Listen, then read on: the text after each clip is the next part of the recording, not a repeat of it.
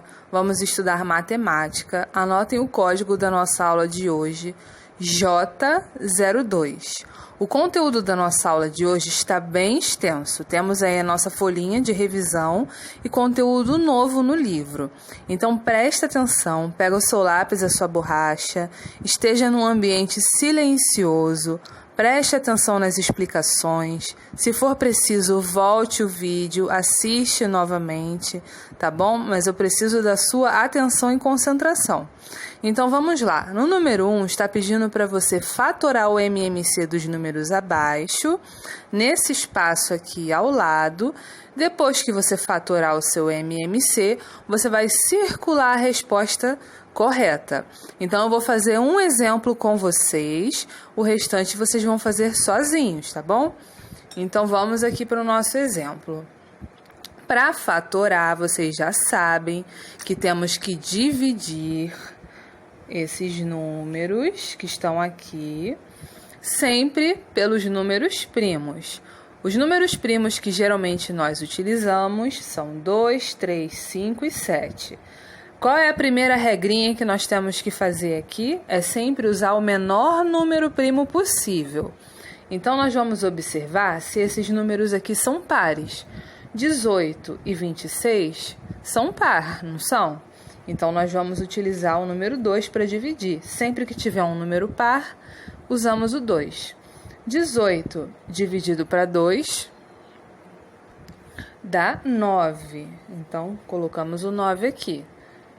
26 dividido para 2 vai dar quanto, hein?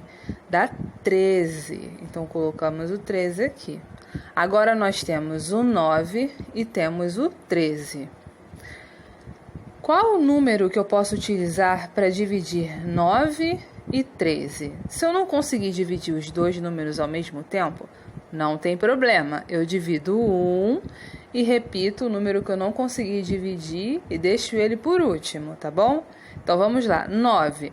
Qual o número aqui que eu consigo dividir por 9? É o número 3.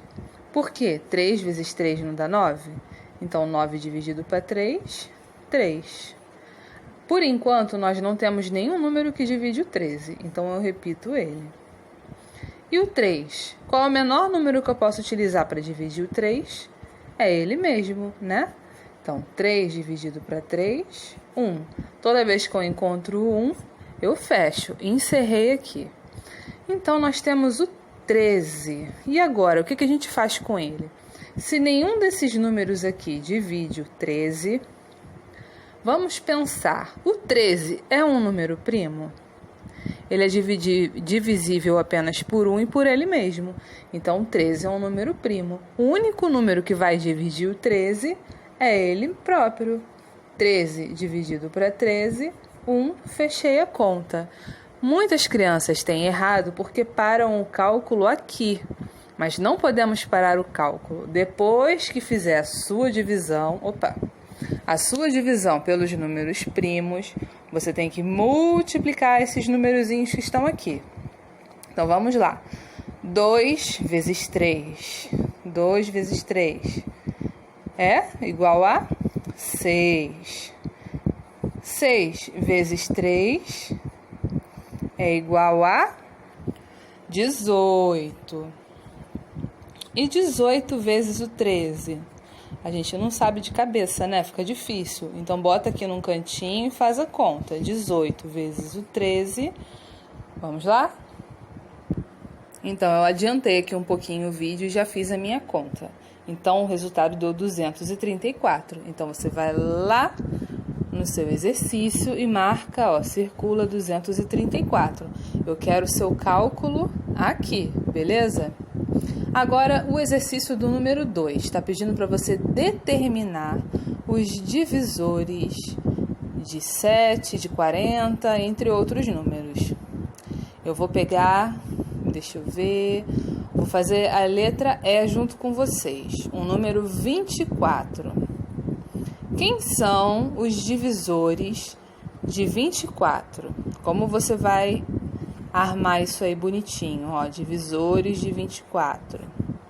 Lembra que a tia sempre fala com vocês? que primeiro o conjunto dos divisores começa com 1 e termina no próprio número, vai terminar em 24, de 24 não passa.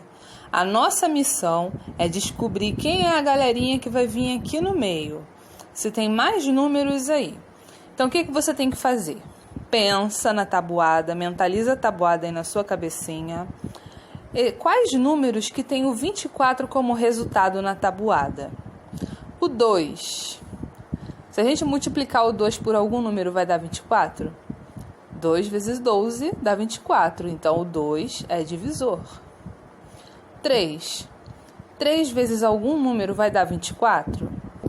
Sim, né? O 3 vezes 8 é 24, então 3 é divisor de 24. Na tabuada do 4, 4 vezes alguém dá 24? 4 vezes 6 dá 24, então ele é divisor. Olha quantos divisores o 24 tem. Ainda falta gente aí, acho que eu vou ter que espremer minha letra para caber, meu número para caber aqui. Na tabuada do número 5, 5 vezes alguém dá 24? Não, então pulo 5. Na tabuada do 6, 6 vezes 4 dá 24, não dá? Então 6 é divisor de 24. Na tabuada do 7, 7 vezes alguém dá 24? Não.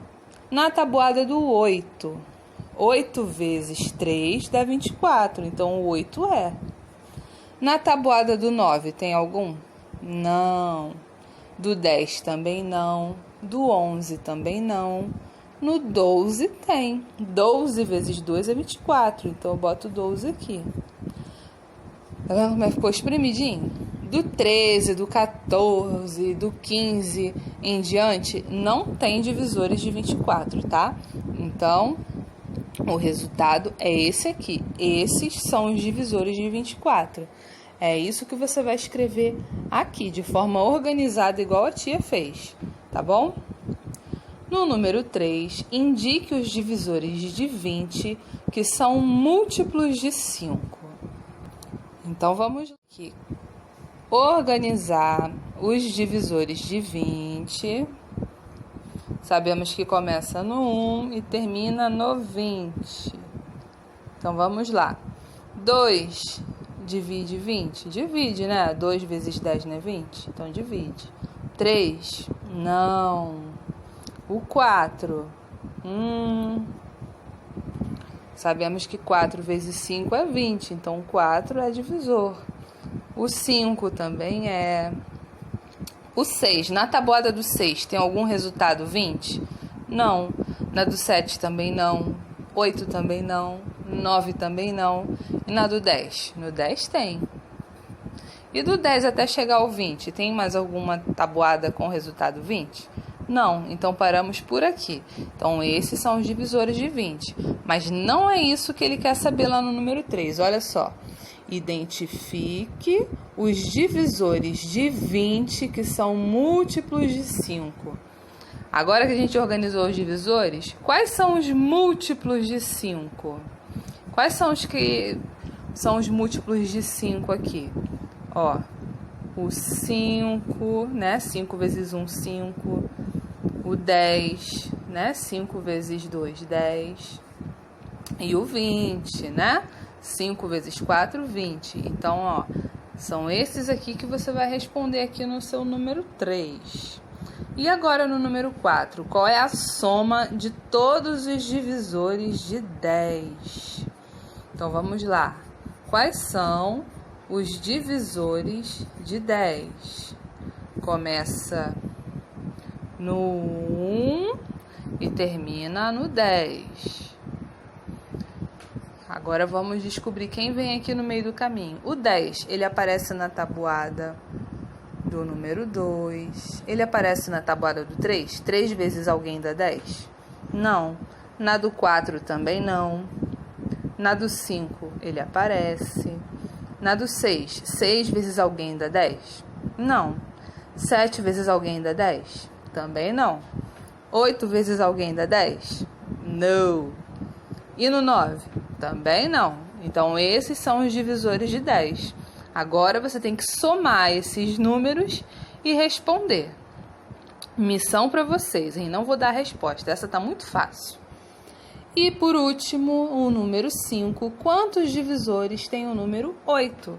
Você vai organizar da mesma forma que eu expliquei aqui para vocês. Os divisores do número 8 começa com 1 e termina com 8. A sua missão é descobrir quem está aqui no meio do caminho. Beleza? Caprichem, eu quero ver o seu dever, nos trinques, acertando tudinho. Agora, na próxima etapa do vídeo, a gente vai para as atividades do livro. Vamos começar o estudo das frações. A representação fracionária não é novidade para vocês. Isso vocês já estudaram ano passado, então a gente vai apenas dar uma relembrada nesse conteúdo, tá? Eu vou deixar essa página para vocês lerem com calma e aqui eu preparei um resuminho para explicar a vocês. Como nós lemos e identificamos os números numa fração? O número que fica em cima nós chamamos de numerador. E o número que fica embaixo nós chamamos de denominador, tá bom?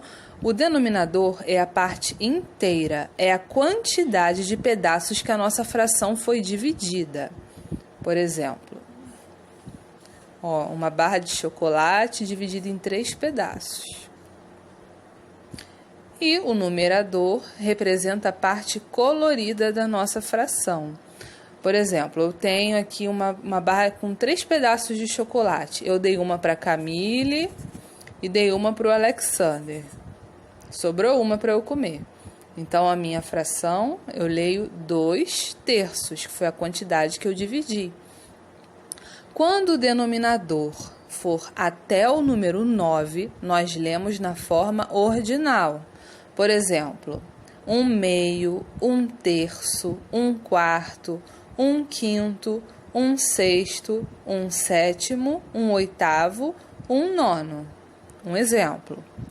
Quando o denominador for representado por 10, 100 ou 1000, nós lemos 1/10, 1/100 ou 1/1000. Quando o denominador for representado por qualquer número maior que 9 e que for diferente de 10, 100 ou 1000, nós usamos a palavra avos. Por exemplo, 1/11, 1/23, 2/36, 4/96. Agora, na segunda página, nós temos as frações equivalentes. A fração equivalente é quando ela representa a mesma parte do inteiro.